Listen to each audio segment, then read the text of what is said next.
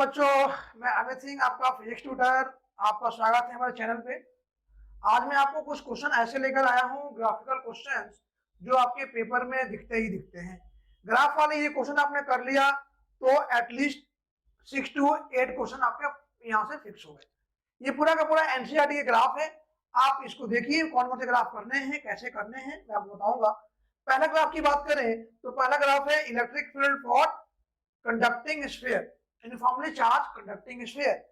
इसका अगर मैं आपसे बोलूं, इसका आपने, ये हमारा है कंडक्टिंग स्फीयर। अगर मैं इसको बोलूं, ये हो गया रेडियस आर, ये आउटर हो गया रेडियस आर, स्मॉल आर। तो आपने पढ़ा था कि अगर यहां तक बात करें तो इलेक्ट्रिक फील्ड डायरेक्टली प्रोपोर्शनल होता है। मींस सरफेस तक चार्ज क्या होता है, डायरेक्टली प्रोपोर्शनल होता है इलेक्ट्रिक फील्ड का। इसीलिए सरफेस तक ये ग्राफ हमारी कहां जाएगी, स्ट्रेट जाएगी। उसके बाद जब आउटसाइड आते हैं तो इलेक्ट्रिक फील्ड ये वाला फार्मूला फॉलो करना शुरू कर देता है, मींस 1/r²। मींस इनवर्सली क्या हो गया, तो इनवर्सली ग्राफ हमारा ये फॉलो करेगा। मींस यहां तक जब ये r तक आएगा तो कांस्टेंट होगा, उसके बाद इलेक्ट्रिक फील्ड डिक्रीज होना शुरू हो जाएगा। ये तो हो गया आपका कंडक्टिंग स्फीयर का। अब हम आगे चलते हैं, आपका नेक्स्ट ग्राफ की बात करते हैं हम यहाँ पे। ये है नॉन कंडक्टिंग स्फीयर का। नॉन कंडक्टिंग में क्या होता है, नॉन कंडक्टिंग में इलेक्ट्रिक फील्ड आर तक जीरो होता है। आर तक कहने का मतलब ये है, ये मेरा हो गया,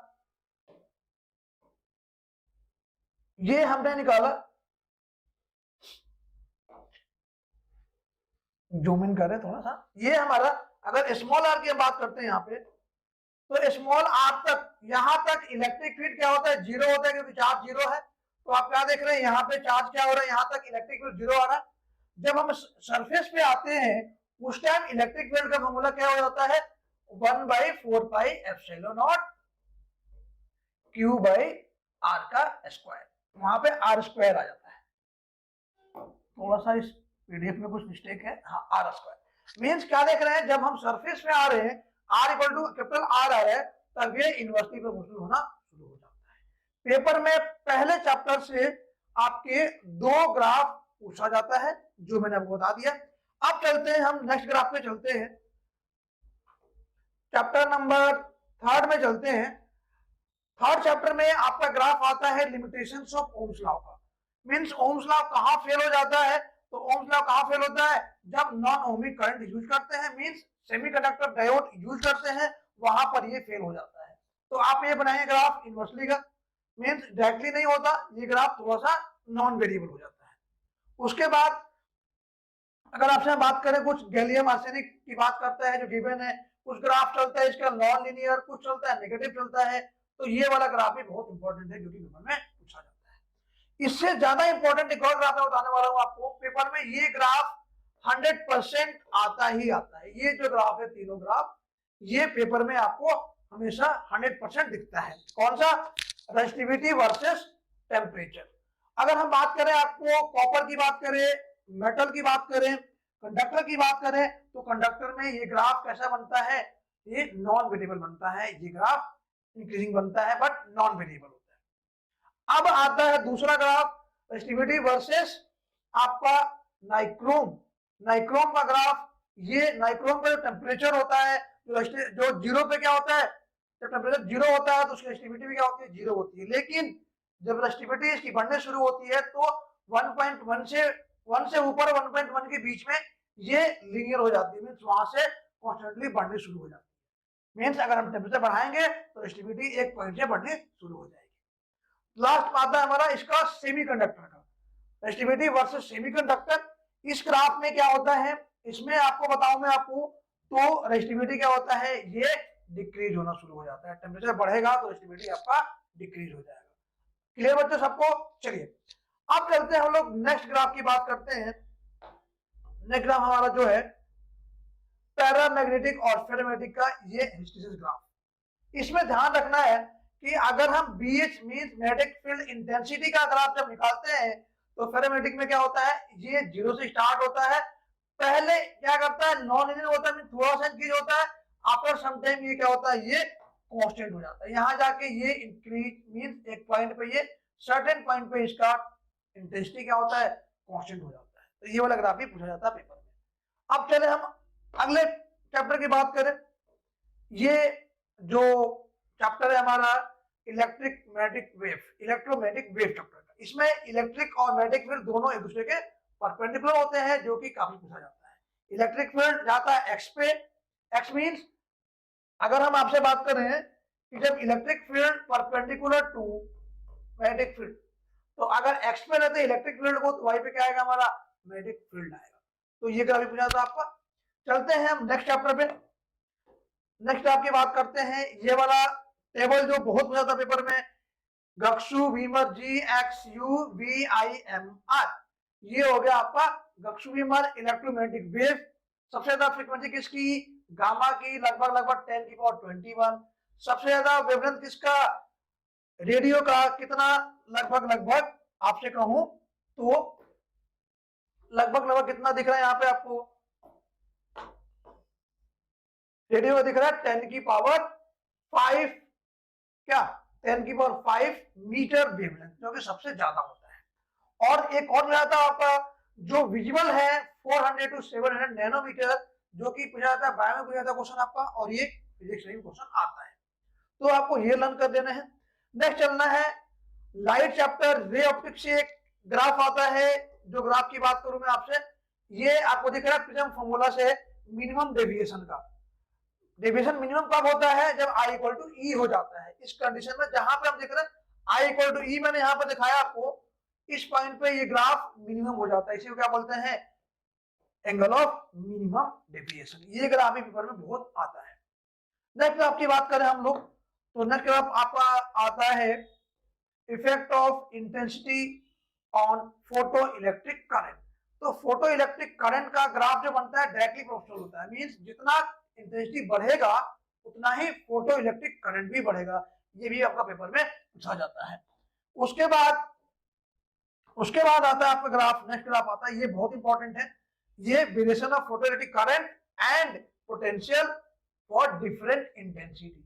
ये ग्राफ सीधा बना हुआ आता है पेपर में, और पूछा जाता है कि ये वाला हमें कि किसका इंटेंसिटी सबसे ज्यादा है। तो जिस देख रहे हो सबका पोटेंशियल क्या है, सबका 0 है, मींस नेगेटिव है, लेकिन जो I3 है वो ज्यादा है I2 से, और फिर I1। जितना इंटेंसिटी बढ़ाएंगे उतना ही क्या होगा, फोटो इलेक्ट्रिक करंट ज्यादा बढ़ेगा, और उतना ही फोटो इलेक्ट्रॉन एमिट होंगे। तो पेपर में ये भी पूछा जाता है आपका कि इसमें कौन सा करंट ज्यादा है, कौन सा करंट कम है। तो I3 is more than I2 then I1। ये ग्राफ भी पेपर में बहुत आता है। नेक्स्ट ग्राफ की बात करते हैं बच्चे। नेक्स्ट ग्राफ आपका आता है ये photo electric current versus frequency. Frequency जितना नेगेटिव होता है उससे कुछ फर्क नहीं होता है। एक सर्टेन फ्रीक्वेंसी के बाद मेटल से इलेक्ट्रॉन एमिट होने शुरू हो जाते हैं, that is called threshold frequency. तो आपने देखा यहाँ पे आया था सैचुरेशन करंट, यहां तक तो सबका सेम है। इसके बाद करंट क्या होते हैं, सैचुरेट हो जाते हैं। मींस यहां से कितना फ्रीक्वेंसी बढ़ाते रहो आपका करंट वही रहेगा, करंट चेंज नहीं होगा। Means after threshold frequency current पे कोई इफेक्ट नहीं पड़ेगा। तो ये ग्राफ पूछा था पेपर में। नेक्स्ट ये बहुत इंपॉर्टेंट ग्राफ है जो पेपर में आता है आपका, स्टॉपिंग पोटेंशियल वर्सेस फ्रीक्वेंसी। जिनके लिए याद हो, मैंने बताया था आपको, पढ़ा होगा आपने भी, कि मिनिमम एक फ्रीक्वेंसी होती है किसी इलेक्ट्रॉन को एमिट करने के लिए, जिसे हम क्या बोलते हैं, थ्रेशोल्ड फ्रीक्वेंसी बोलते हैं। तो उतना तो फ्रीक्वेंसी चाहिए ही चाहिए होगा, इसलिए हमेशा 0 से स्टार्ट नहीं होता ये ग्राफ। ये ग्राफ आपको कहां से आता है, एक सेकंड बच्चे, ये ग्राफ आपका आता है, एक सेकंड, ये ग्राफ आपका आता है यहां से, ये जो frequency, this is called threshold frequency. New not is called threshold frequency, means इतना हमें फ्रीक्वेंसी चाहिए ही चाहिए। तो जब जाके ये मेटल क्या होगा, एमिट होगा, कहां से, अपने सरफेस से। उसके बाद हमारा ग्राफ आता है, नेक्स्ट ग्राफ की हम बात कर रहे हैं। नेक्स्ट ग्राफ हमें मिलता है ये लाइमन सीरीज वाली स्पेक्ट्रल सीरीज की बात करें। इसमें एक शॉर्ट ट्रिक है, याद रखना आपको, लाइमन, बाल्मर, पीफन, ब्रैकेट, और लास्ट वन है Lyman, Balmer, Paschen, Brackett last one Pfund. ये आपको याद रखना है, एलवीपीबीपी, एलवीपीबीपी। तो ये एल का मतलब हो गया इसकी जो स्टार्टिंग हो गई 1 से, इसकी स्टार्टिंग हो गई 2 से, बाल्मर की, पास्चन की 3 से, ब्रैकेट की 4 से और पी फंड का 5 से। ये हमें ध्यान रखना है, ये सीरीज के बारे में बहुत आता है। और एक और ध्यान रखना है, यूवीआई, यूवीआई इसका मतलब एल वाला किसमें आता है, अल्ट्रावायलेट में बोलता है। लाइमन आएगा किसमें, अल्ट्रावायलेट में आएगा। फिर आएगा आपका बाल्मर, ये किसमें आता है, विजिबल में आता है। फिर आएगा हमारा पास्चन, पास्चन आएगा इंफ्रारेड में आएगा। फिर ब्रैकेट भी इंफ्रा में आएगा और यह पी फंड भी इंफ्रा में आएगा। ये लर्न कर लेना है, ये पेपर बहुत आता है। नेक्स्ट ग्राफ की बात करते हैं, हम लोग आगे बढ़ते हैं। नेक्स्ट ग्राफ है हमारा बहुत इंपॉर्टेंट, जो कि हर सब्जेक्ट में आता है, energy band diagram. Energy band diagram के बीच में हमें सेमीकंडक्टर, मेटल और इंसुलेटर के बीच में डिफरेंसेस आ जाते हैं। तो हम याद हो, पहले होता है कंडक्शन बैंड, फिर आता है बैलेंस बैंड। दोनों के बीच में गैप आता है, इसे क्या बोलते हैं हम लोग, एनर्जी गैप। तो एनर्जी गैप जितना कम होगा उतना ही अच्छा ये क्या होगा, कंडक्टर होगा। तो कंडक्टर के बीच में एनर्जी गैप 0 हो जाता है या ओवरलैपिंग हो जाता है। यहाँ दिखा रखा है ओवरलैपिंग का, यहाँ दिखा रखा है 0 का। उसके बाद आता है इंसुलेटर। इंसुलेटर के अंदर जो सेमीकंडक्टर से ज्यादा होते हैं स्पेस, और कंडक्टर से भी ज्यादा होते हैं। तो 3 इलेक्ट्रॉन वोल्ट से एनर्जी गैप ज्यादा होंगे तो क्या हो गया, इंसुलेटर। और 3 इलेक्ट्रॉन वोल्ट से अगर एनर्जी गैप कम होगा तो हो गया सेमीकंडक्टर। ये ध्यान रखना है। उसके बाद आपका आता है इस चैप्टर के अंदर energy band diagram for P और एन टाइप सेमीकंडक्टर। पेपर में ये भी आता है, ये हमारा पी टाइप का है। फिर आगे आएगा आपका एन टाइप का। ये ग्राफ भी, ये भी एनर्जी बैंड डायग्राम आपको बना लेना है। इसको आपको करने के बाद लास्ट एक और ग्राफ बताऊंगा आपको मैं, जो पेपर में बहुत आता है, that is what, that is rectifier का ग्राफ। रेक्टिफायर दो तरह के होते हैं, एक होता है हाफ वेव, एक फुल वेव। हाफ वेव में क्या आता है, हाफ वेव में ओनली हाफ साइकिल को कन्वर्ट करता है किसमें, डीसी में। बट फुल वेव में दोनों साइकिल को कन्वर्ट करता है डीसी में। हाफ में मतलब ये मान लो हमारा एसी हो गया, इनपुट हो गया, तो इसके केवल इसको करेगा, इस वाले ग्राफ को नहीं कन्वर्ट करेगा। फिर ये प्लस का है, मींस ये दूसरा हो गया हाफ, इसमें होगा आउटपुट, बट इसमें नहीं आएगा। मींस एक हाफ को ही क्या करता है, कन्वर्ट करता है डीसी में, इसलिए इसको हम बोलते हैं हाफ वेव रेक्टिफायर। दूसरा अगर हम बात करें आपसे फुल वेव रेक्टिफायर की बात करें, तो उसमें दोनों हाफ साइकिल को कन्वर्ट किया जाता है, इसमें डीसी साइकिल में। इसलिए इसमें दोनों के अंदर इनपुट, दोनों इनपुट के अंदर हमें आउटपुट मिलता है। होप आपने समझ लिया ग्राफ सारे। ये ग्राफ आपको करने हैं, एक बार इस वीडियो को ध्यान से देखें, फिर अपने आप से ड्रॉ करें ग्राफ को, और मैं गारंटी देता हूं कि आपके ग्राफ वाले क्वेश्चन एक भी नहीं छूटने वाले हैं। होप आप इसे करें और अपने ग्राफ वाले क्वेश्चन को खत्म करें, टेंशन खत्म करें, मार्क्स लेने की चिंता करें।